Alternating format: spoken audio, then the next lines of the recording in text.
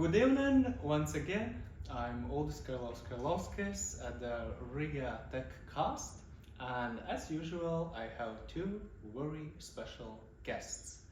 I'll let them talk about themselves in a second, but just reminding that they come from global IT businesses. They know the, I'd say, macro things happening in the world. So let's see how the conversation goes. But before we get to that, a little bit about yourself. What's your name? What do you do? And so on. Maybe let's start with Denis. Yeah, thank you Aldis very much for the invitation. Happy to be there and share some perspectives. Hopefully the discussion will go interesting way. So my name is Denis. Since 2020, I'm established and leading two offices of EPAM in Lithuania and Latvia.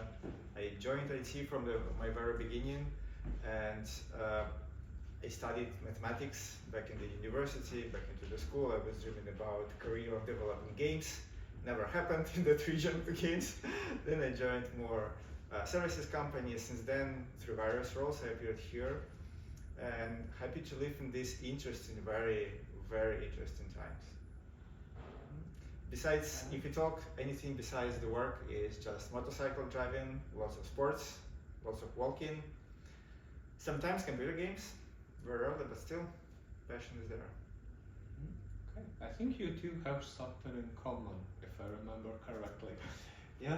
Probably it's even two things in common. Yes, I'm Anrijs. I'm also from IT.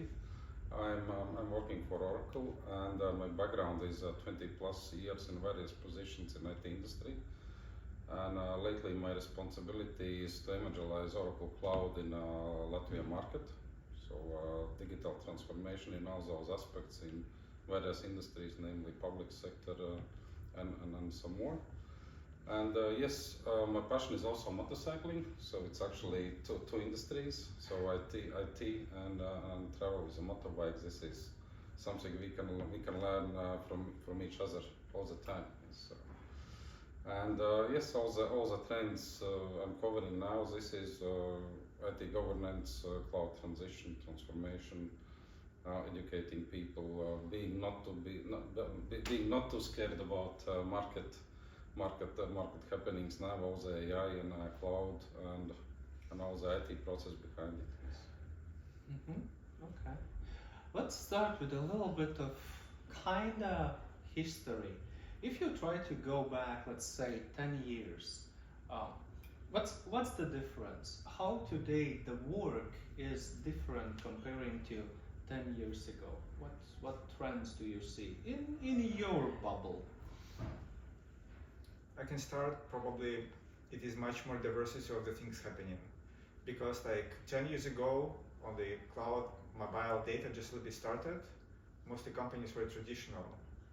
Now the amount of the technical landscape of the different companies is a gazillion of different technologies. Some still have not moved from SAP on-premise to SAP cloud yet, when AI is booming already.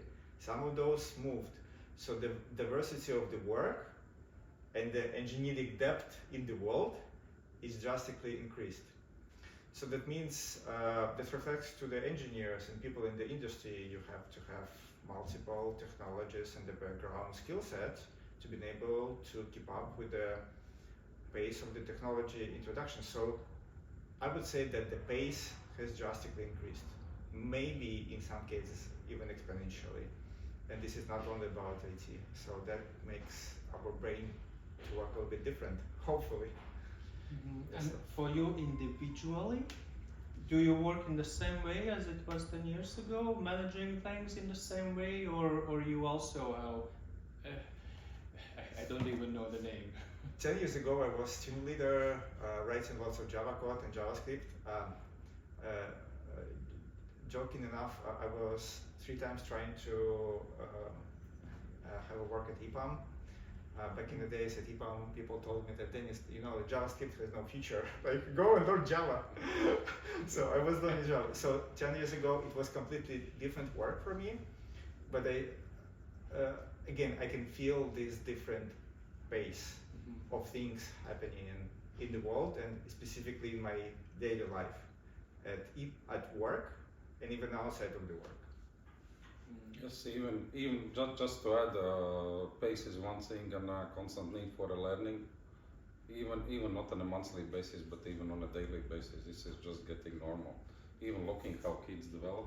My kids already use AI in the day-to-day business, yes, in the school, and even Selling tokens. yes, even everyone is understanding something about IT. This is not like analog life. This is fully digital. Yes, and okay, mobiles are everywhere. Cost of living is where it is, and all the digital nature needs to get us adapting constantly. Yes, and from business perspective, this is process efficiency. This is one thing, and constant change. It used to be a stress for people, and everyone just takes it as a normal. Yes, so changing wheels on a speedboat, not as a speedboat, but on a motorcycle. A train, Yes, whatever. it has become a norm. Yes, and you need to adapt it. Either you adapt it or you are out. Yes, so probably it adds a lot of stress to some segments of people and a lot of burnout also in industry. I think also changes in. I think a generational change is coming as well, and still we need a good mix of old-time experience, especially if you need to talk IT government, system resilience, and really long life system cycles. Yes, compare it to all the AI, where you can get a quick and dirty result during an hour, which needed like probably half a year still 5 years ago. Yes, and this gets back to the pace and learning and adaptation with some flexibility. And I don't think it's gonna change anytime soon for slower. Yeah, well, I know that I'm honestly not managing to keep up with everything. How do you do it? How do you keep up with the technology, with everything, what's happening? What's your approach? How do you avoid that? Well, not the burnout maybe, but becoming irrelevant. What do you do? I think it's mix and match of technology development, learning, and having also some off time, just stepping out of IT a little bit. Either you take one more industry to you get familiar with, or you get a nice hobbies as we do.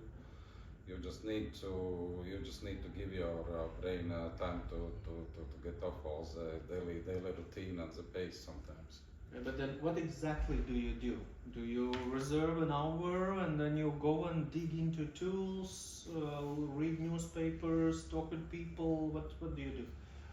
I normally set a pace that there are some days I do meetings, and some days on some days I really do some learning cycles, and some days I really do all the internal paperwork. Yes, and you need to fragment. If you start to do splits of 5 minutes per something, you just really fragment you instantly. Yes, you need to keep a focus. First thing I have to agree is that motorcycle helps you to wash your brain. Season has started, so getting back the energy is really important.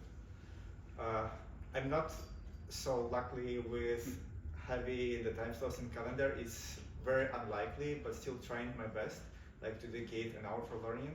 I naturally learn from people. Sometimes people are like coming to my room saying, Denis, I have just installed the cloud code, here is what you need to try. Some tools help. We at EPAM have built some tools that people can crowdsource and use. And you can subscribe to some buzzwords in those news, and I receive and I read like throughout the day, and then I pinpoint some of the news. I have a specific browser where I open the tabs that I need to catch up, and then I'm trying to find the time, but I agree, like 5 minutes to digest some content, some news, what is going on is not enough. As well, we organize different events, internal, external. Most internal, they're trying to attend, and more practical. We have like AI katas when people sit and code something with new AI tools. This is where I learn. And continuing work with the clients to have a business touch, some pre-sales, requests to process, work with practitioners to see how they do the stuff. Keeps my brain busy. Mm-hmm. How to remain humans in a modern technology age, yes. With all the AI and teams and Zooms and everything. Yes, one-to-one on-site meeting with a person is still the best. Yeah. Mm-hmm. This is where you need to spend more time. Yes, and technology will follow anyway. Yes, you cannot get 100% knowledge of everything. Yeah, that's the truth. How to find your own thing and do not and forgive yourself for not knowing everything. You mentioned browsers, and I haven't tried it out yet, but there are talks in newspapers, whatever, that now also even the typical Chrome browser is being used differently with AI agents and whatnot. How you tried that? It's just Gemini mode in the Google. Okay. But do you use it? That's the big the specific question. Gemini mode. No, I use the same Google search. Mm-hmm. In 80% cases, Gemini summarization helps. In some other cases, it doesn't help. Mm-hmm. I have subscribed to Comet. That should appear very soon from Perplexity. We'll see how it will be different on the mobile, because I didn't have this grasp of this technology on the macOS yet. So I didn't have enough cycle to dive in. So my tries were about, hey, can you remind me where some boots will appear for a sale so I can buy them? Back in the times, they have not worked, right? So I have some specific things that I expect from the browsers to do on my behalf when I will change my behavior. So my behavior will stay the same. That's the thing, yeah. Mm-hmm. But maybe I'm too old. I don't know. That's the thing. I'm resonating all the time, and I'm not jumping on every new idea. I may be trying it out, but changing the behavior, that's the hard part. My short answer is that for my employer, security is all, and a lot of things are restricted. About employers, how do your organizations learn? But I mean very practically, how do your organizations ensure that people are up to speed with this diverse tool set, things changing every day? Yes, that's a big thing. Just creating one training roadmap is I don't know, half-year program, and 6 months later it's already outdated. What your organizations do? So it's very diverse topic. So you are totally right that traditional preparing education for 2 months already could be a bit too late. That is why you, if you remember this, I believe this is Gartner curve or McKinsey curve of the innovations. Whenever some part of the content is steady or some part of the technology is more or less steady, this is where you can prepare ground-based in things like prompting was. But prompting was for 2 years more or less relevant. This is where we put some effort still to prepare some programs. It was to prepare some programs on things that are behavior changing and ways of working changing. So how delivery manager, what ways he needs to think being a delivery manager on the project is more relevant rather than what exact technology to use, because technology is keeping up and compete with each other, like Microsoft Copilot, GitHub Copilot, Cloud Code, and many tools, right? Everyone knows about the 70% of learning by doing, 20% and 10%. So we are enforcing some communities. We call it kind of social learning. When you put people from production who really trying to solve complex problems, and whoever is interested are coming and they're having productive discussions, and we are trying to involve people back in days it was pair programming, so a shadowed programming. Now it's pair everything. It's pair management, it's pair architecting, it's pair programming, it's pair everything. This is the only way people can catch up, and you're totally right. Not everyone is capable to live in this uncertainty when new tools appear. Someone is still waiting. That's their choice. For us in turn, it's actually a mixture of internal external tools, because if you want to make everything in-house, you are completely out of date. Yes. So having a free subscription for all employees for a lot of good quality resources, this is a key. And I think people find their own way to their knowledge. First of all, you have a lot of flexibility to learn what you are really interested in. Probably these are the areas you can be most successful in if you are interested. And obviously there are separate teams, like from the technical teams. It's one list of options you can access for the sales, and for example students. Again, it's a different things they need to learn for a company. And yes, I think wide access to tools is a key. Yes. Do you measure it somehow? Who is keeping up with new technology, who isn't? How do you measure, or how would you measure? Because I've seen a global enterprise where it was measured, which was interesting. Like measuring, meaning do we have KPIs or we don't have KPIs? We don't have hard KPIs, but do we understand who is using what tools at what capacity, the limits? Yes, we do have. We have one gate for different models that we use at EPAM within our premises, and we can understand how many tokens for what requests people are using. We have official partnership with Cursor, there's Cloud Code and many other tools within the ecosystem. Are we pushing top to bottom the change management? No. So we are trying to find other ways to engage people bottom up, to give them safer place, give them access to the tools, them or ask them to bring some problems to solve with these tools, and learn that way. So I think the way to measure it top to bottom, whenever I hear it, I want to have a discussion on that to understand what people really trying to achieve with measuring that.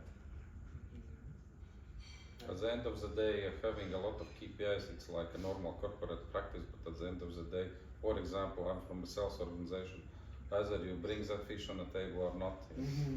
Yeah. This is what matters. And Anyway. I think you need to bring a result at the end of the day, whatever you learn, yes. And I think this is important also on a private level and also on a management level, to understand what is a corporate strategy, how you want people to be successful, and how do you want to grow your people to be successful, and how you can make those people make your company successful. And I think this is like a pyramid. You build it from bottom up and top down at the same time. Well, about the fish then, about the fish on the table, I believe both of you are having regular, well, if it's not a sales talk, then it's a talk with a customer or potential customer. You're having that regularly, I assume, both of you. Has that anyhow changed, let's say, versus 5 years ago? Are those talks different? Are these customer representatives different? Do you see any difference there, or it's same old, same old? 5 years it was COVID year. This is when a lot of things changed. Yeah. So either we speak 10 years ago or it's now. Well, I mean about the content, really. Yeah. I think it's a lot more of remote connection, all the Teams and Zooms, and a lot more focus and shorter meetings, and we have really reduced the number of pointless meetings, even with the customers, even with internal teams. So this is what has significantly changed. At the same time, as the question is how to be productive, I think for us in the sales position, how to really deliver a message in the most efficient way, so that the customer can make educated decisions, yes, about one or another product. This is important. Okay. Yeah. I can say probably two things. The first, the narrative, and the ask, the structure of the ask, in more cases has become more unstructured, rather than can you solve the way this problem, very large corporate problem, versus hey, can you give us a team where you know the problem, we just need an expertise to solve it. That's one way. The other way is that because of the cost of the demo and implementation, more talks have become more practical. especially related to some technology enablement, etc. We are more doing demos rather than showing slides, I would say. So this tendency I could see a bit. I forgot from home. No, I remember it was from someone from TED or from LMT. Doesn't really matter. But TED CTO, and he said that he sees the future in just a few years ahead. Basically, it's happening already now. That during the conversation with the customer, the demo is being created, the prototype is being created during the conversation with the customer. And I'm thinking to myself, so what happens with the actual sales then? Because during the prototype, the conversation, the prototype is being created, and we're humans, simple. We see it's ready. So you give it to me for €5, not 50,000 or 500,000. So how's that? Do you experience something like that? That customers have a way lower expectations in prices now, or how is that going? What is the first thing is that IT is more into business and business is more into IT. So they talk much better now than still 5 years ago. So they know what to expect better from each other. And obviously, if you talk prototyping, still somebody needs to tell what they want to say. This is still a problem. This will be a persistent problem for a long time. Because whatever needs are, if you want to be competitive, you need to have something built different than a competitor. You still need to have a brain, and you still need to have somebody to make decision to go for a different process. And this is yet to be remaining regardless of any AI tools. I completely agree with that. Connectivity in between technology and the business still the very unique and required skill. At the same time, I think talking about the prices and the complexity, there are still lots of complex problems within our clients that they are ready to pay. That price is not the case, because this is the business survival.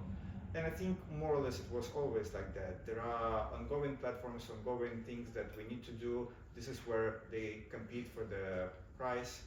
But business change, innovative programs, or real complex technology programs, it's not the so much rate discussion and so much price discussion, but the expertise, like how to structure the work, how to deliver this work with some agreements and SLAs. Yeah. Okay. I believe we're running out of time. So one last question to you. Typically people are asking, what's your suggestion to do this or that, this or that. My question to you is, what is your suggestion nowadays? Well, for engineers mainly, I guess. What we should stop doing?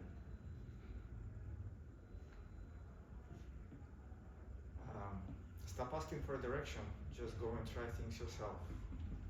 Okay, all right, I'll take that. I don't know what they should be stopping doing, but still, I think continuous development, this is a key. Yes, and whatever technologies you know, you still need to learn something new. Yes, and main thing is don't stop instead of what you shouldn't be doing. Because probably next few years will be quite game changing, and you really don't know what you should be stopped doing. Probably you should stop complaining. This is was my second thought about stop dreaming about past times and learn how to live for future times. And turn off those notifications in your desktop and phone. Yes. All right, thanks, bye. Thank you. Thank you.